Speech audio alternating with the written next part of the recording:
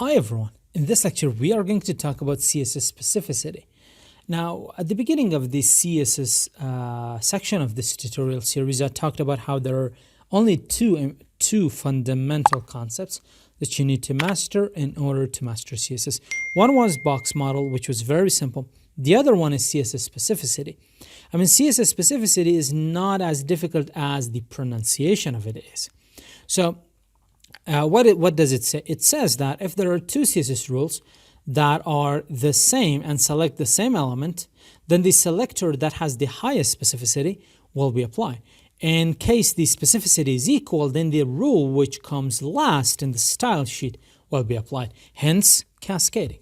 So there is just a simple note that I'm going to go ahead and I'm going to give you, and this is going to basically tell you when to look for CSS specificity and how to look for it. Oops, what is this? Okay. It did not apply as I intended to be. So let me grab that. Let me just enlarge this. Put that here and let's save that. There we go. That's better. So what do we have? We have selector and then we have specificity. Let me put that there. There, I guess it's better. So first one is the important rule. Just this is the exception. Don't worry about this. This is actually a highly bad practice. Like you could use it like a couple of times if you have to.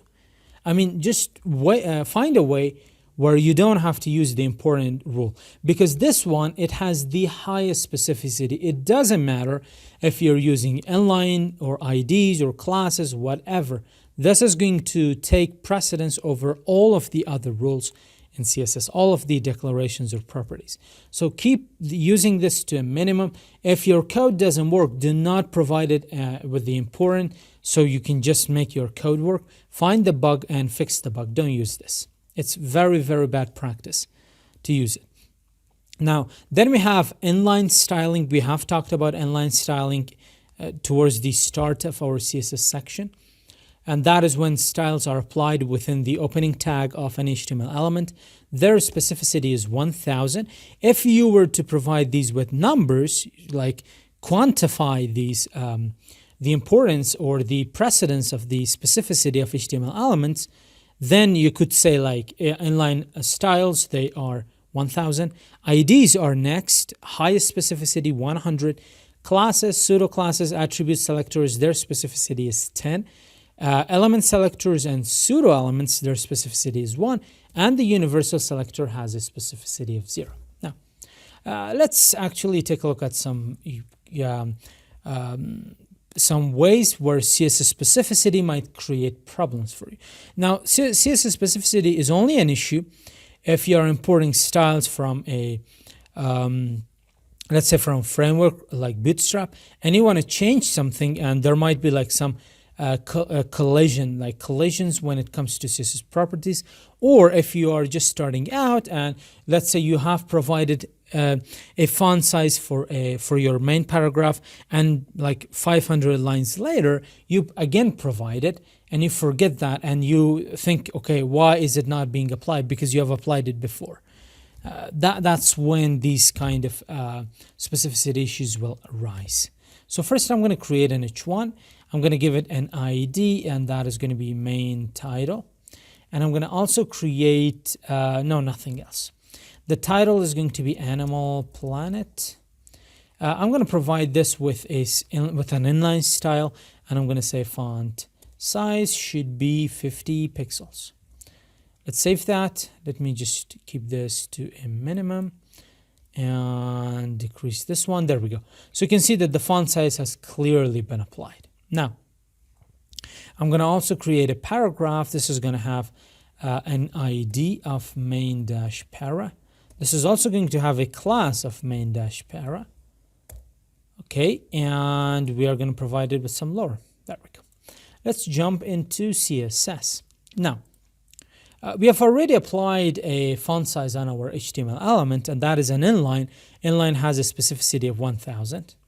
So if I select this, and if I say font size like 10 pixels, Of course, it's not going to be applied. Why?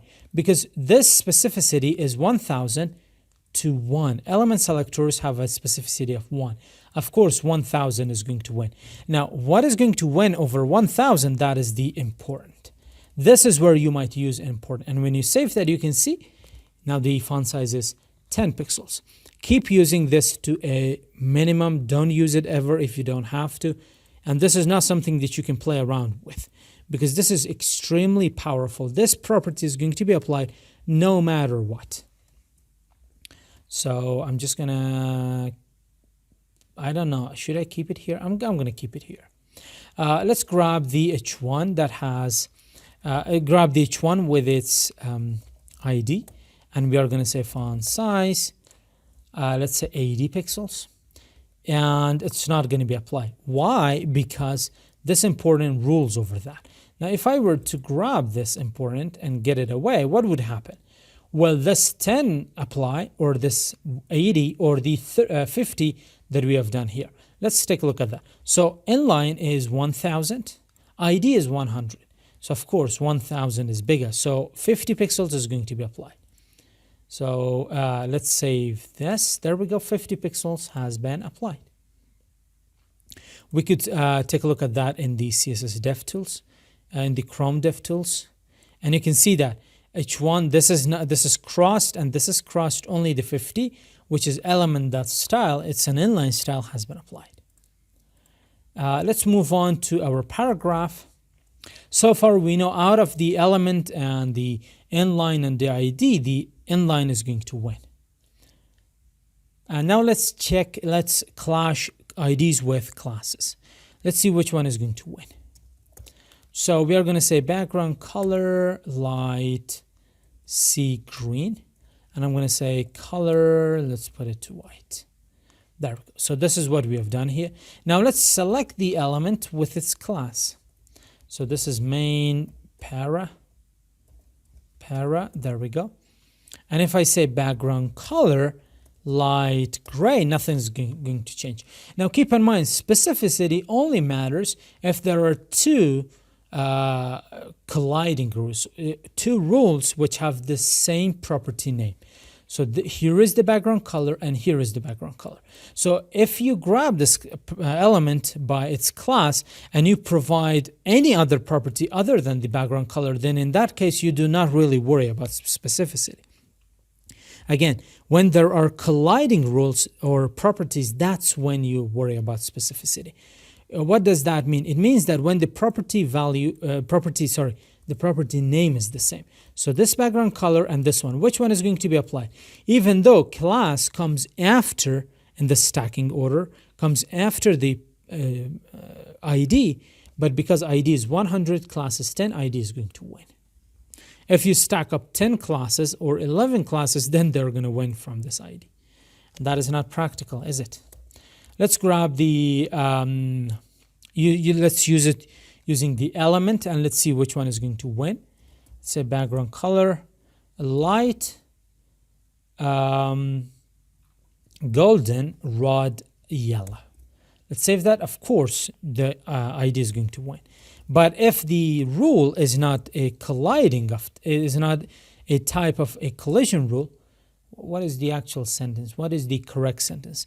If the rule, if the CSS property is not of the colliding type, then it's going to be applied. So if I save that, you can see the padding has been applied, because the padding is not colliding with this background color or color. This is a completely different property.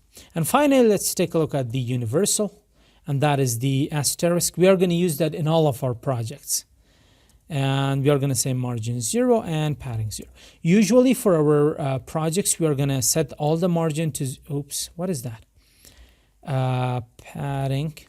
We are going to set all this margin and the padding to 0 because we want to have a control over that. We want to make sure that we can provide margins and paddings on our own.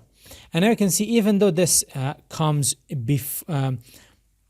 after the paragraph, it is not being applied on the paragraph, even though this name says universal selector. It means it is going to select everything.